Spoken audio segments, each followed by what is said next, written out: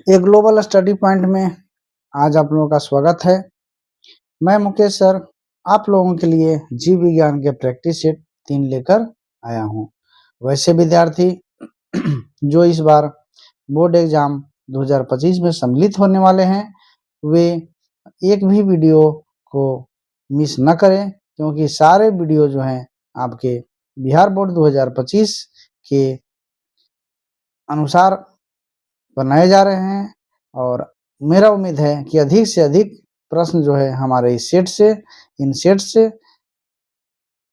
आप लोगों के एग्जाम में आएंगे। अतः जो है आप सभी काफ़ी अच्छी तरह से और ध्यान से सारे वीडियो को देखिए और सुनिए और अपने दूसरे साथियों को भी शेयर करने का प्रयास करिए जो कि इस बार बोर्ड एग्जाम देने वाले हैं। अब प्रारंभ करते हैं प्रश्न संख्या 1 से। कह रहा है मनुष्य के शरीर की ऐसी संरचना जिसका शरीर में कोई विशेष उपयोग नहीं रह गया है, ऐसी संरचना को क्या कहते हैं? तो ऐसी संरचना को कहते हैं अवशेषी अंग। कोशिका में अनुवांशिक पदार्थ है, तो कोशिका में अनुवांशिक पदार्थ है डीएनए। जीन शब्द किसने प्रस्तुत किया? तो जीन शब्द किया था प्रस्तुत जोहानसन ने।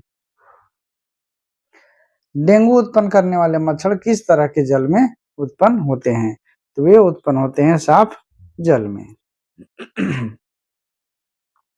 अवशेषी अंग का उदाहरण है, तो अवशेषी अंग है इनमें सभी।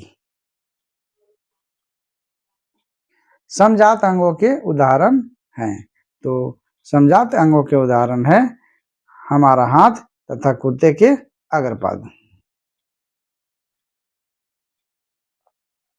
मेंडल ने अपने प्रयोग के लिए किस पौधे को चुना? तो वे जो है मटर को चुने थे। फ्रेडरिक मिशर ने न्यूक्लिक नाम किसे दिया? तो वे जो है न्यूक्लिक नाम दिए थे नाभिक अम्ल को। कब और किसने प्रमाण दिया कि जीन गुणसूत्र का भाग है?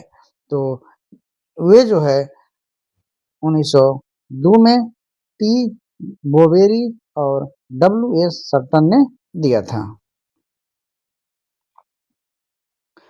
प्रत्येक गुणसूत्र 2 कुंडलित धागों से बना होता है, जिसे कहते हैं, तो उसे कहते हैं क्रोमैटिड। शरीर में भोजन का पाचन किस प्रकार की अभिक्रिया है? तो यह जो है उपचयन अभिक्रिया है। एकल संकर क्रॉस या एकल संकर संकरण के फलस्वरूप लंबे तथा बौने या नाटे पौधों का फिनोटाइप अनुपात क्या था? तो यह फिनोटाइप अनुपात था 9:3:3:3:1। स्त्रियों में गुणसूत्र होते हैं, तो स्त्रियों में गुणसूत्र होते हैं XX।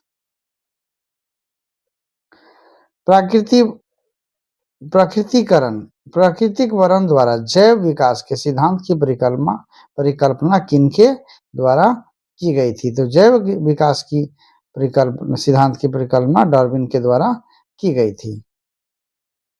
चमगादड़ तथा पक्षी के पंख किस प्रकार के अंग के उदाहरण हैं? तो वे जो है समरूपता के उदाहरण यानी समरूप अंग के उदाहरण हैं।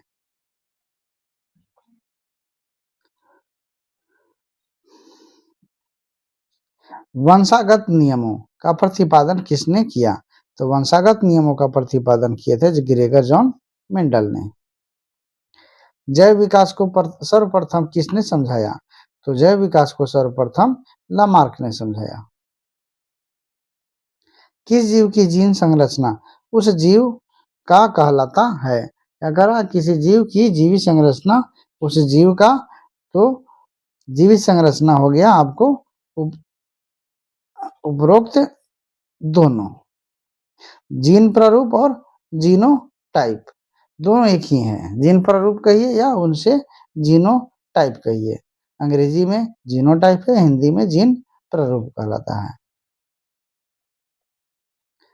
ग्रेगर जॉन मेंडल व्यक्तिगत जीवन में क्या थे? तो वे थे व्यक्तिगत जीवन में पादरी।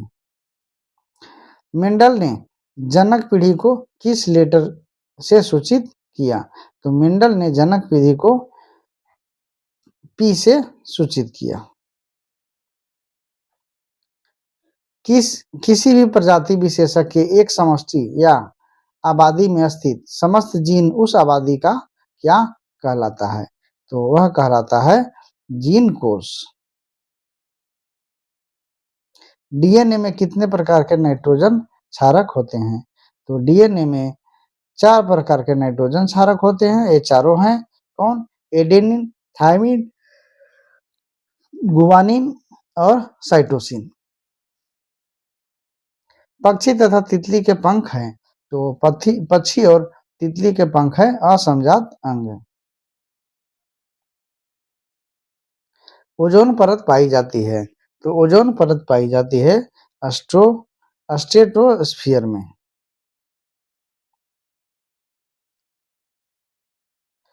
निम्न में कौन एक जलीय आहार श्रृंखला है? तो जलीय आहार श्रृंखला इसमें है घास, जलीय कीट, मछली और मनुष्य। निम्नांकित में से किसे आप उपभोक्ता की श्रेणी में रखेंगे?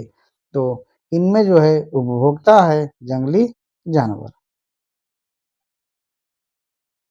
हरे पौधे कहलाते हैं। तो हरे पौधे उत्पादक कहलाते हैं।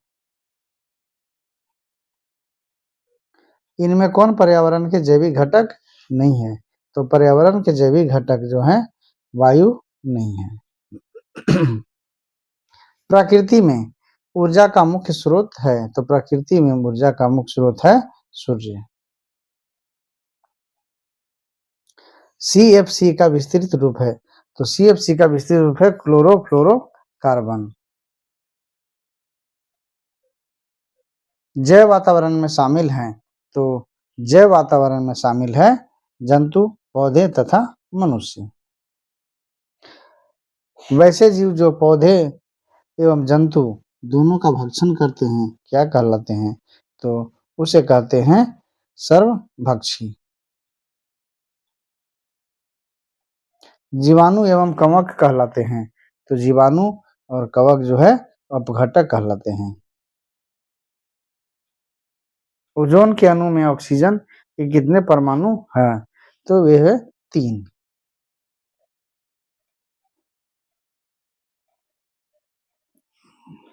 उत्पादकों पर निर्भर रहने वाले जीव कहलाते हैं। तो उत्पादकों पर निर्भर रहने वाले जीव उपभोक्ता कहलाते हैं। उपभोक्ताओं को कितने श्रेणियों में बांटा गया है? तो उसे बांटा गया है 3 श्रेणियों में। प्रथम, द्वितीय और तृतीय। सूर्य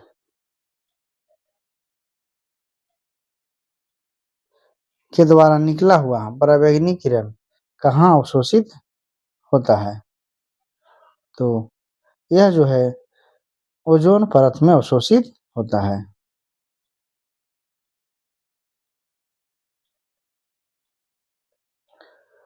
पराबैंगनी किरण के कारण मनुष्य को में कौन सा रोग उत्पन्न होता है? तो यह जो है त्वचा कैंसर हो सकता है।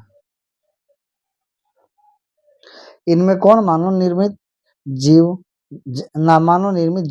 निम्नीकरण है? तो मानव निर्मित जो है जैव निम्नीकरण है बायोगैस। निम्न में कौन आहार श्रृंखला सही है? तो आप देखिए ध्यान से, इनमें आहार श्रृंखला जो है आपका घास, चूहा, सर्प और मोर सही है। जैव विविधता का विशिष्ट स्थल है। तो जैव विविधता का विशिष्ट स्थल है वन। कर्नाटक में जल संग्रहण स्थान को क्या कहा जाता है? तो उसे कहा जाता है कट्टा। वर्षा जल का संचयन कहलाता है? तो वर्षा जल का संचयन कहलाता है भूमिगत जल का परिपूर्णन। निम्न में कौन प्राकृतिक संसाधन नहीं है? तो प्राकृतिक संसाधन आपको जो है बांध नहीं है, यह जो है कृत्रिम है, मनुष्यों के द्वारा या अन्य तकनीकों के सहायता से बनाए जाते हैं। और कोलीफॉर्म क्या है? विद्यार्थियों, इससे पूर्व जो है इसका उत्तर जानने से पूर्व आपसे पुनः अनुरोध है कि जो भी हमारे विद्यार्थी अभी तक कमेंट्स नहीं किए हैं तो कृपया कमेंट्स बॉक्स में कमेंट्स अवश्य कर दें एवं लाइक शेयर अवश्य करें। और अब आइए जानते हैं इसका उत्तर। तो कोलीफॉर्म जो है जीवाणु है। और इसी के साथ हमारा जो है आज का सेशन समाप्त होता है और आप लोगों के लिए इससे अति महत्वपूर्ण प्रश्नों और महत्वपूर्ण प्रश्नों का संग्रह लेकर आता रहूँगा।